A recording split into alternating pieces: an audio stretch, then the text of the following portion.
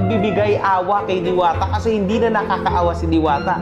Diwata is a rich person now. So bakit kayo pumupunta dyan at nagbibigay-bigay pa rin kayo? Ginagawa nyo pong tanga yung mga sarili nyo. Legit. Natatawa talaga ako. Just for the hype. Para lang masabi na sikat ka, pumunta ka doon. Siyempre, ang daming mga linta doon. Magsisilapitan sa'yo, di ba? May iba pa dyan, mga sports car pang dala. Mahara lang na mapidyohan siya. Gaastig siya. So, trend siya kung sino-sino nag-upload. Siyempre, pag Diwata, karap po si Diwata kung sino-sino mag-upload. Diyos ko, sabi ko, damn. Gaano nakababa ang mga Pilipino ngayon? Mga cover ko. Sobrang baba mo naman.